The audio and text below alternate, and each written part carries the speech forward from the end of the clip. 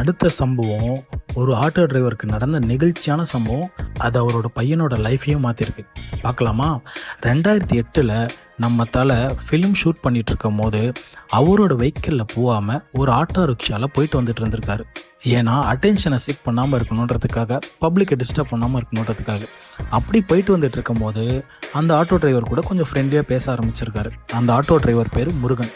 முருகன் அவரோட விஷயங்களை எல்லாத்தையும் ஷேர் பண்ணிகிட்டு இருக்கும்போது அவரோட பிரைட்டான ஸ்டூடெண்ட், அவரோட பையன் ரவி, அவரை பற்றியும் அஜித் கிட்ட சொல்லியிருக்காரு. அப்படி சொல்லிட்டு இருக்கும்போது சிச்சுவேஷனலாக அவரோட பையனுக்கான இன்ஜினியரிங் ஃபீஸில் 2 லட்ச ரூபா குறைவாக இருக்குது, அதுக்காக தான் நான் இவ்வளவும் சேர்த்திட்டு இருக்கேன், ஆனால் வர செலவால் என்னால் இது பண்ண முடியலன்னு சொல்லியிருக்காரு. தலையும் அது கேட்டுட்டு பெருசாக எதுவும் சொல்லிக்காமல் விட்டார். கரெக்டாக ஒரு வாரத்தில் முருகனுக்கு காலேஜ்லேருந்து ஒரு கால் வருது.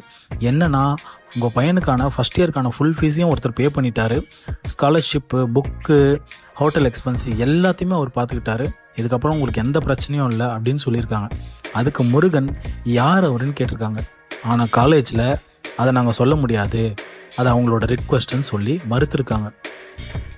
அப்படியே வருஷங்கள் போகுது. கரெக்டாக 2012 ரவி ஒரு சக்ஸஸ்ஃபுல்லான இன்ஜினியராக ஆகிறாரு. தலையை ஒரு பப்ளிக் இவெண்ட்டில் அவர் அப்ரோச் பண்ணி தலைக்கிட்ட தேங்க் பண்ணியிருக்காரு. தலை அவர் ஷோல்டரில் தட்டிட்டு ஒரு சின்ன ஸ்மைல் கொடுத்துட்டு, உங்கள் அப்பாவை நீ ப்ரௌடாக ஆக்கணும், அதுதான் முக்கியம் அப்படின்னு சொல்லியிருக்காரு. அப்போ கூட அவர் நான் தான் இதுக்கு காசு பே பண்ணேன்னு சொல்லலை. என்ன மனுஷன்ல. அடுத்து ஸ்டண்ட்மேன் கூட நடந்த ஒரு நெகிழ்ச்சியான சம்பவத்தை பார்க்கலாமா? தலை 2005 அவரோட ஒரு ஆக்ஷன் ஃபிலிம் ஷூட் பண்ணிட்டு இருந்திருக்காரு. அப்போது வினோத்னு ஒரு ஸ்டண்ட்மேனை நோட்டீஸ் பண்ணியிருக்காரு. பயங்கரமான டேலண்டான ஸ்டண்ட்மேனு. ஆனால் அவர் ரொம்ப டயர்டாக இருக்கிறதையும் நோட் பண்ணியிருக்காரு. அவர் கூட கேஷுவலாக பேச ஆரம்பிச்சிருக்காரு. அப்போ வினோத் மூலிமா தெரிய வந்தது, அவரோட ஒய்ஃபு ஒரு இல்னஸ்னால ட்ரீட்மெண்ட்டில் இருக்காங்க. அது ரொம்ப சீரியஸான ஒரு இல்னஸ்.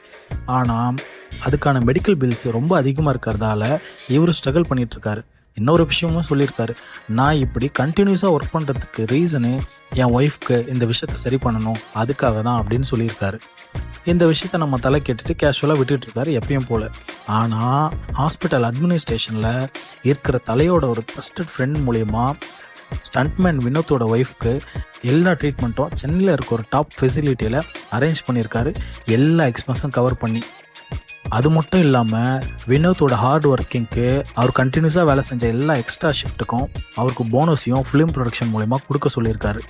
வினோதோட ஒய்ஃப் ரெக்கவரி ஆனதுக்கப்புறம் நம்ம வினோத் நம்ம தலையை ரீச் பண்ணி அவர்கிட்ட தேங்க்ஸ் சொல்ல ட்ரை பண்ணியிருக்காரு. ஆனால் தலை அதெல்லாம் பெருசாக எதுவும் கண்டுக்காமல், நீ ஒரு ரியல் ஹீரோ, ஒர்க்கையும் ஃபேமிலியும் பேலன்ஸ் பண்ணுறல, நீ ஒரு ரியல் ஹீரோ, நீ உன் குடும்பத்தை ஃபோக்கஸ் பண்ணு, உன்னோட ஹெல்த்தையும் ஃபோக்கஸ் பண்ணுன்னு சொல்லிட்டு வினோத் கிட்ட சொல்லியிருக்காரு. வினோத் இந்த விஷயத்த லேட்டராக அவரோட ஃப்ரெண்ட்ஸ் கிட்ட சொல்ல வந்ததுக்கு போய் தான் எல்லாருக்கும் இது தெரிய வந்தது. அடுத்த சம்பவம் ஒரு ஃபேனோட ட்ரீம் பைக் சம்மந்தப்பட்ட ஒரு சம்பவம். அதை பார்க்கலாமா? 2027 அஜித் ஒரு ப்ரொமோஷனல் ஈவெண்ட் அவரோட ஒன் ஆஃப் த ஃபிலிம்ஸ்க்காக போயிருக்காரு. அப்போது அவர் ஒரு யங் ஃபேனை மீட் பண்ணியிருக்காரு. அந்த ஃபேனோட நேம் அர்ஜுன்.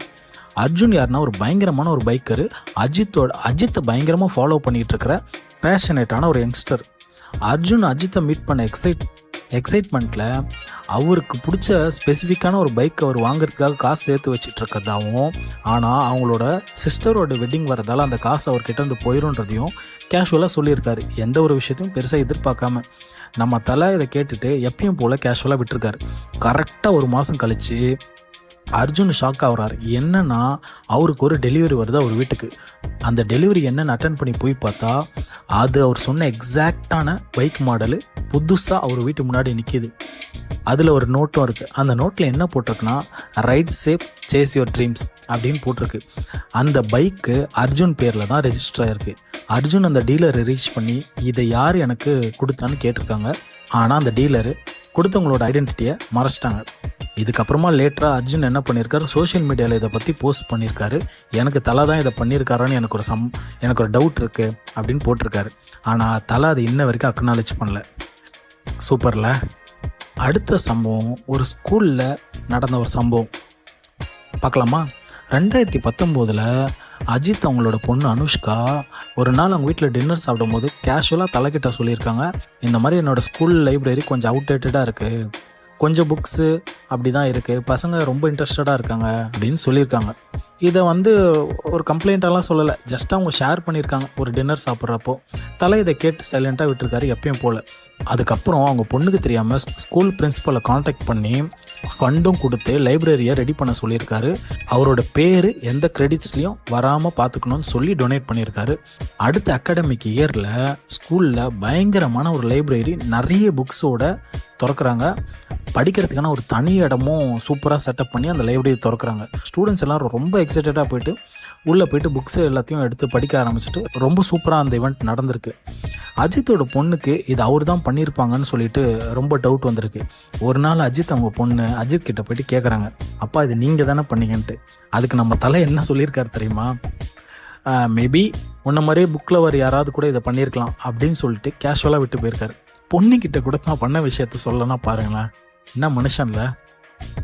இது மட்டும் இல்லைங்க, நம்ம தலை தான் எஸ்ஜே சூர்யாவுக்கு படத்துக்கான வாய்ப்பே கொடுத்தது. அதை பற்றி நான் ஒரு பெரிய வீடியோவே போட்டிருக்கேன், ஆனால் இங்கே ஷார்ட்டாக சொல்கிறேன். ஒரு நாள் டி நகரில் தலை அவருக்கு பிடிச்ச எல்லோ காரில் போயிட்டுருக்கும் போது ஒருத்தரை பார்க்குறாரு. அவர் யாருன்னா ஜஸ்டின். அந்த டைமில் ஜஸ்டின் தான் எஸ்ஜே சூர்யாவோட பேர். அவர் பிஞ்ச ஷூவோட ரொம்ப பழைய ட்ரெஸ்ஸோட கையில் ஒரு ஸ்கிரிப்டோடு நடந்து போயிட்டு இருந்திருக்காரு. அப்போ தலை அவரை பார்த்துட்டு ரெக்கக்னைஸ் பண்ணிவிட்டு எங்கே போயிட்டுருக்கீங்க என்னன்னு கேட்டதுக்கு சான்ஸ் தேடிட்டு இருக்கேன் அப்படின்னு சொல்லியிருக்காரு. தலை அவரை முதல்ல கூட்டிகிட்டு போயிட்டு ஸ்லிப்பர் வாங்கி கொடுத்து அவர் ஒரு ரெஸ்டாரண்ட் கூட்டிகிட்டு போயிட்டு சாப்பிட வச்சுட்டு அந்த கதையோட ஒன்லைனையும் கேட்டிருக்காரு. அதை கேட்டுட்டு சில மாதங்களுக்கு அப்புறம் நடந்தது தான் வாலி. இப்படி எஸ்ஜே சூர்யாவோட கரியரே மாறுறதுக்கு தலை ஹெல்ப் பண்ணியிருக்காரு. இந்த மாதிரி இன்னும் நிறைய விஷயங்கள் இருக்குது. நான் அடுத்தடுத்த வீடியோவில் உங்களுக்கு இன்னும் எலாபரேட்டாக நிறைய விஷயங்களை சொல்கிறேன். இந்த வீடியோ உங்களுக்கு பிடிச்சிருக்குன்னு நினைக்கிறேன். உங்கள் ஃப்ரெண்ட்ஸ்க்கு ஷேர் பண்ணுங்கள், லைக் பண்ணுங்கள், உங்களுக்கு தோன்ற விஷயங்களை கமெண்ட் பண்ணுங்கள். இன்னொரு நல்ல வீடியோவில் உங்களை நான் சந்திக்கிறேன். நான் உங்கள் சினிமா ஷோக்காலி.